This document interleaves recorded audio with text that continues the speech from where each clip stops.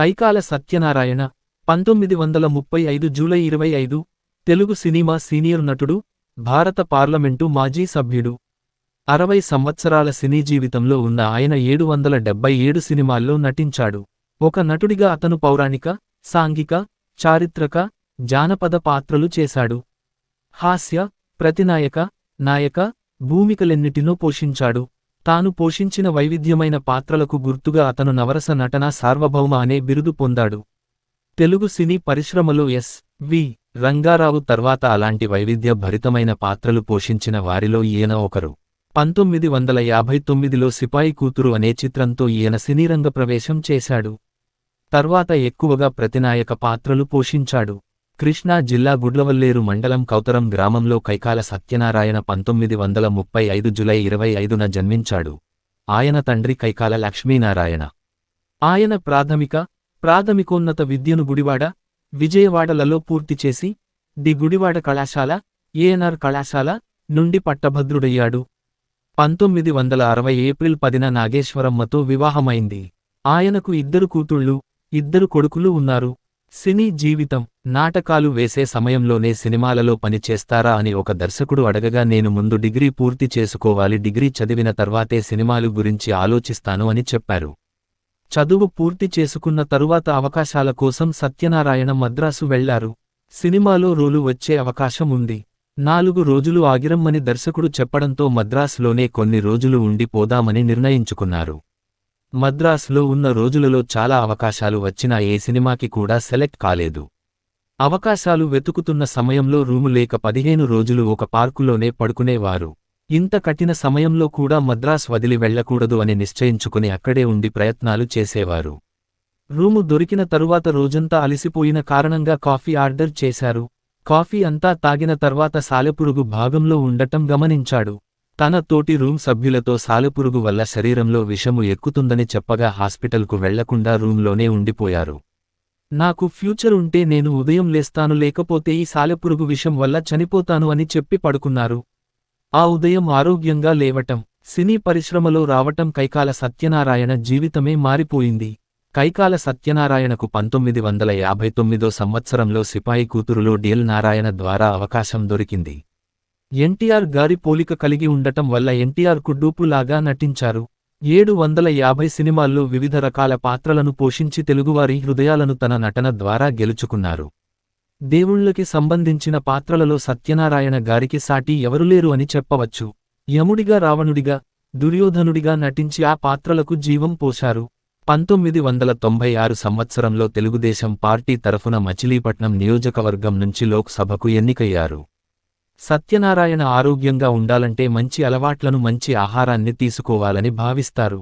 జీవితంలో ఎక్కువగా బాధపడకుండా ఉండటమే మనిషి ఆరోగ్యానికి సహాయం చేస్తుందని కూడా చెబుతారు. కైకాల సత్యనారాయణకు 2011 సంవత్సరంలో రఘుపతి వెంకయ్య అవార్డు, 2017లో లైఫ్ టైమ్ అచీవ్మెంట్ అవార్డు కూడా ఇవ్వటం జరిగింది.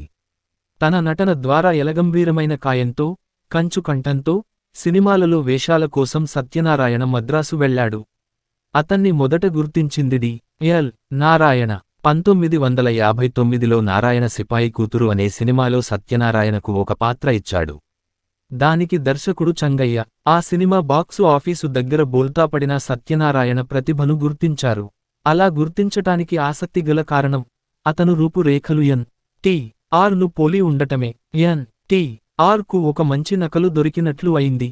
అప్పుడే ఎన్.టి.ఆర్. కూడా ఇతన్ని గమనించారు. 1960లో ఎన్.టి.ఆర్. తన సహస్ర శిరచ్ఛేద అపూర్వ చింతామణిలో ఇతనుకు ఒక పాత్రనిచ్చారు. ఈ సినిమాకి దర్శకత్వం వహించినవారు ఎస్.డి. లాల్. ఈ సినిమాలో సత్యనారాయణ యువరాజు పాత్ర వేశాడు. సత్యనారాయణను ఒక ప్రతినాయకుడుగా చిత్రించవచ్చు అని కనిపెట్టినది బి. విఠలాచార్య. ఇది సత్యనారాయణ సినిమా జీవితాన్నే మార్చేసింది. విఠలాచార్య సత్యనారాయణ చేత ప్రతినాయకుడుగా కనకదుర్గ పూజా మహిమలో వేయించాడు. ఆ పాత్రలో సత్యనారాయణ సరిగ్గా ఇమడటంతో తర్వాతి సినిమాల్లో అతను ప్రతినాయకుడుగా స్థిరపడిపోయాడు.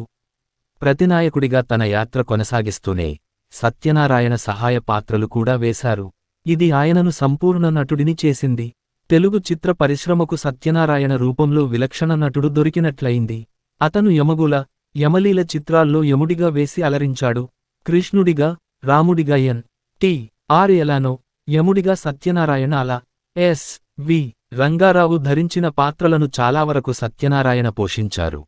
పౌరాణికాల్లో రావణుడు, దుర్యోధనుడు, యముడు, ఘటోత్కచుడు, సాంఘికాల్లో రౌడీ, కథానాయకుని, కథాకనాయిక, తండ్రి, తాత మొదలైనవి. సత్యనారాయణ రమ ఫిల్మ్ ప్రొడక్షన్ అనే సంస్థను స్థాపించి ఇద్దరు దొంగలు, కొదమసింహం, బంగారు కుటుంబం, ముద్దుల మొగుడు సినిమాలు నిర్మించాడు. రాజకీయాలు 1996లో అతను రాజకీయాల్లోకి వచ్చి మచిలీపట్నం నియోజకవర్గం నుండి తెలుగుదేశం పార్టీ అభ్యర్థిగా పోటీ చేసి 11వ లోక్సభకు ఎన్నికయ్యాడు.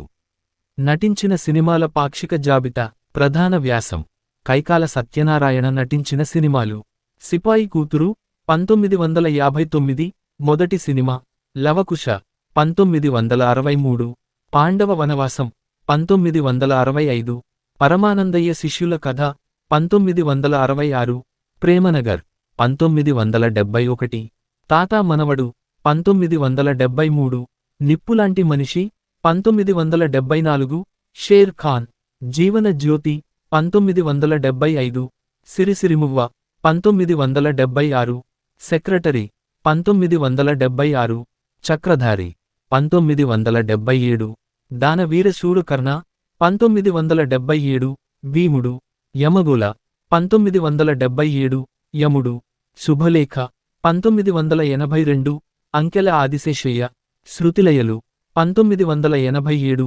Vasireddy Venkatadri Naidu, Rudraveena 1988, Naari Naari Naduma Murari 1990, Janakiramayya, Sutradharulu 1990, Neelakantayya, Gang Leader 1991, Jailer, Bhairava Dweepam 1994, ముద్దుల ప్రియుడు 1994, యమలీల 1994, యముడు, ఘటోత్కచుడు 1995, ఘటోత్కచుడు, సాహసవీరుడు, సాగకన్య 1996, సూర్యవంశం 1998, శుభాకాంక్షలు 1998, సీతారామయ్య, సమరసింహారెడ్డి 1999, మురారి 2001, అరుంధతి 2009, నరసింహుడు 2005, నిర్మాతగా ఇద్దరు దొంగలు, కొదమసింహం, బంగారు కుటుంబం, ముద్దుల మొగుడు,